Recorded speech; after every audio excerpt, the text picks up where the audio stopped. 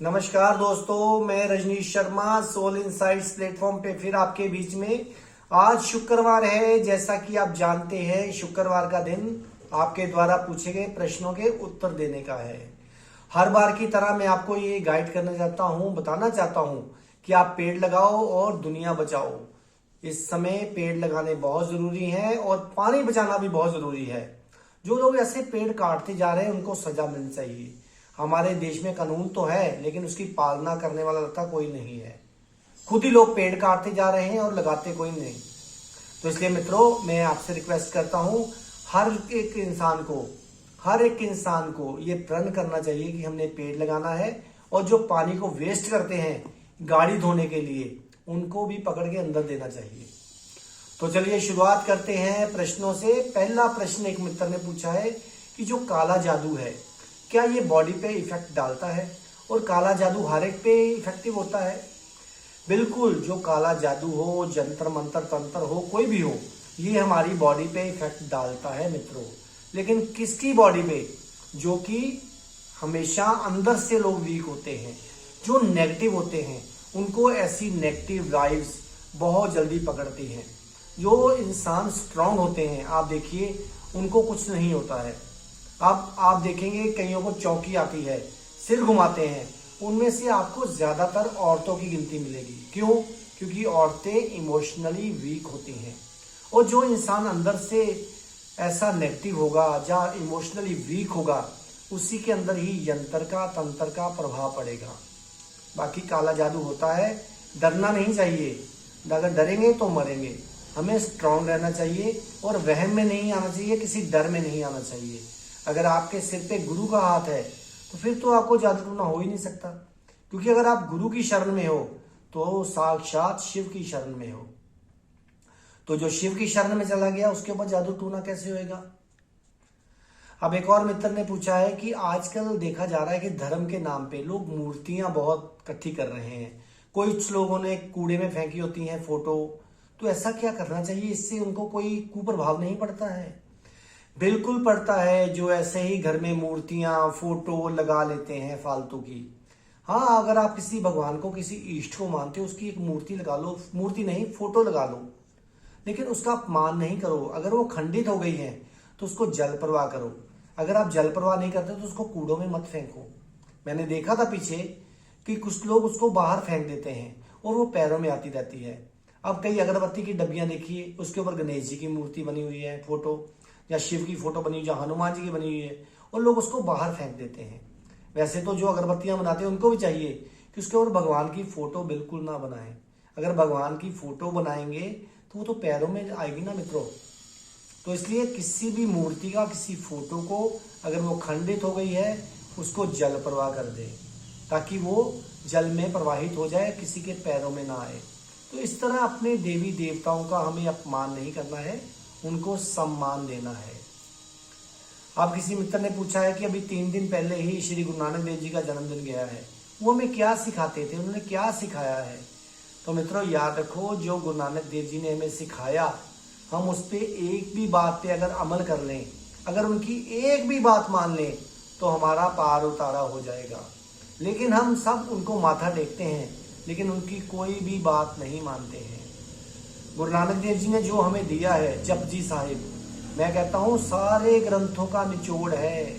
अगर कोई इंसान जपजी साहब को अच्छी तरह पढ़ ले, मैं कहूंगा गुड़ने का मतलब प्रैक्टिकली उसको अपनाए, तो आप मित्रों देखेंगे कि अध्यात्म का रास्ता तो बहुत ही आसान है, परमात्मा को पाना तो बहुत ही आसान है।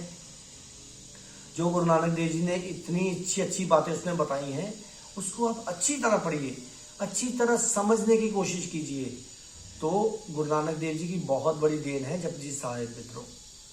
तो उनकी शिक्षाओं पे चलेंगे तो शायद हमारा संसार, हमारा देश सुधर जाए, क्योंकि उन्होंने हमें इतना कुछ दिया है, इतना कुछ दिया है।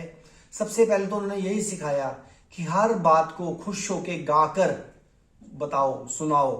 लेकिन हम क्या करते हैं, कोई भी ग्रंथ पढ़ते हैं, कोई भी ग्रंथ, तो उसको मायूस होके पढ़ते हैं, उदास होके पढ़ते हैं। नहीं मित्रों, श्री गुरु नानक देव जी की शिक्षा को याद रखिए।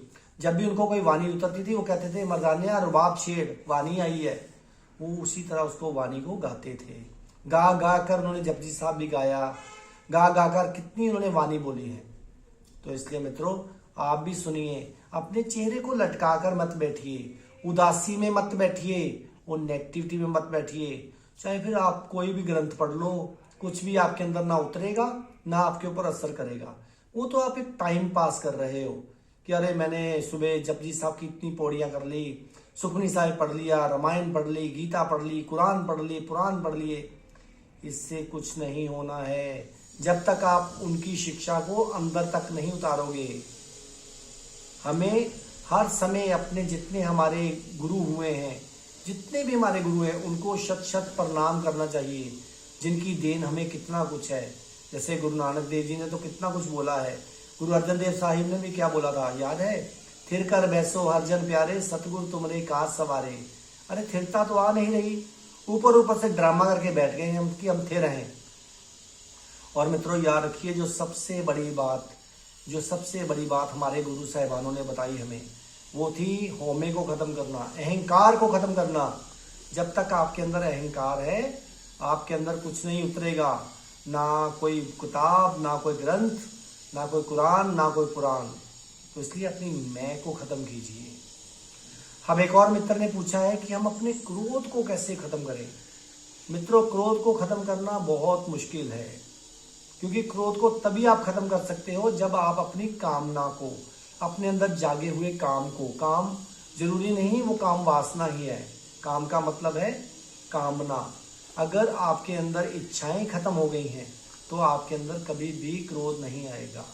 हमें क्रोध कब आता है, जब हमारी किसी भी बात में कोई अड़चन डालता है, अड़ंगा डालता है, तो हमें क्रोध आता है। चाहे वो काम हो, काम वासना हो, चाहे वो किसी भी प्रकार की कामना हो। तो हमें क्या करना है, सबसे पहले अपनी कामनाओं पे अंकुश लगाना है और किसी भी चीज को देखना है। क्रोध आया उसको देखना है, हम उसको देखते नहीं है, हम क्रोधित हो जाते हैं। जब आप उसको देखना शुरू हो जाओगे साक्षी भाव में आकर, तो फिर देखना आपका क्रोध तिरोहित हो जाएगा। और आपकी मैं की मौजूदगी ही क्रोध को पैदा करती है मित्रों। जैसे काम है, मोह है, क्रोध है, लोभ है और लास्ट में अहंकार है। अब एक और मित्र ने पूछा है कि मोह और प्रेम में क्या फर्क है। देखिए, शायद अगर आपने श्रीमद् भागवत गीता सुनी है या पढ़ी है, उसमें भगवान ने बोला है कि मोह जैसा अंधकार कोई नहीं है।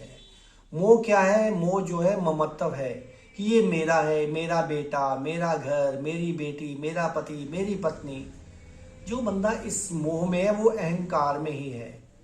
तो मोह क्या कहता है, अगर तू मेरे लिए ये करेगा तो मैं तेरे लिए ये करूंगा। अगर माँ या बाप बच्चे को बड़ा कर रहे हैं इसलिए कि ये बड़ा होकर हमारी सेवा करेगा, वो मित्रों मोह है। प्रेम क्या है, प्रेम है निस्वार्थ, कोई अधिकार नहीं। बच्चा हमें पूछे ना पूछे, लेकिन हमें उससे प्रेम है तो उसके लिए अच्छा करना है। तो याद रखो मित्रों, जो लोग मोह में रहते हैं वो सारी उम्र दुखी ही रहते हैं, क्योंकि उनके अहंकार को ठेस पहुंचती है। अगर उनका बच्चा उनकी ना माने, उनके घर में को नुकसान हो जाए, तो जो मोह है बहुत जल्दी खत्म होता है, अहंकार को चोट लगती है। लेकिन जो प्रेम है, प्रेम का मैंने आपको पहले भी बताया था, प्रेम को अगर कर ले तो मैं परे, जिसके अंदर मैं नहीं, कोई अधिकार नहीं, ये नहीं कि तू मेरे लिए ये करेगा तो मैं तेरे लिए ये करूंगा। प्रेम का मतलब है बस लुट जाना, दे देना, सब कुछ जो भी है बस देते जाना, उसके बदले में कुछ चाहना नहीं। अब एक और मित्र ने पूछा है कि क्या माँ बाप की सेवा करना हमारा फर्ज नहीं है। हमें बच्चों को माँ बाप की सेवा नहीं करनी चाहिए, कर्तव्य है ये हमारा। देखिए, ये जो फर्ज शब्द है ना, फर्ज, ये आपको पखंडी बना देगा मित्रों। क्योंकि जब आप फर्ज में होते हो, फर्ज क्या है, अब सोच रहे हो कि माँ बाप हाँ भाई टांगे दबानी है, बड़े हो गए हैं, कल को हम भी बूढ़े होंगे, हमारा फर्ज है तो हमारे बच्चे भी हमसे सीखेंगे। तो मित्रों फर्ज नहीं होना चाहिए, प्रेम होना चाहिए। प्रेम कि हमने दबानी है तो दबानी है। लेकिन जब आप फर्ज में आ जाते हो, फिर आप बेमन से काम करते हो, टांगे भी दबाते हो तो बेमन से, रोटी देते हो तो बेमन से। तो इसलिए मित्रों ये फर्ज वर्ज को छोड़िए, प्रेम जगाइए। जो इंसान अपने बड़े बुजुर्गों की या किसी की भी टांगे दबाता है, उनको प्रेम पूर्वक खाना देता है, तो मित्रों देखिए उस बुजुर्ग को ना किसी मल्टीविटामिन की जरूरत है, ना किसी मेडिसिन की जरूरत है। किसको मेडिसिन की जरूरत पड़ती है मित्रों? उसी को पड़ती है जिसको बच्चे प्रेम पूर्वक व्यवहार नहीं करते हैं, जो सिर्फ फर्ज समझते हैं कि हाँ भाई हमने रोटी दे दी, दवाई दे दी, हमारा फर्ज पूरा हो गया। तो फर्ज जैसा गंदा शब्द मेरी नजरों में कोई नहीं है। तो इसलिए मित्रों, अपने बड़े बुजुर्गों को, बच्चों को प्रेम कीजिए, बिना किसी डिमांड के प्रेम कीजिए। फिर देखिए, किसी को ना मल्टीविटामिन चाहिए, ना मेडिसिन चाहिए, वो अपने आप ही खुश रहेंगे और देखना कितने एनर्जेटिक रहेंगे। तो इसी के साथ आप मेरे चैनल को सब्सक्राइब करते रहिए, सोल इनसाइट्स _RV रजनीश। तब तक आप खुश रहिए, आबाद रहिए, जिंदाबाद रहिए। नमस्कार।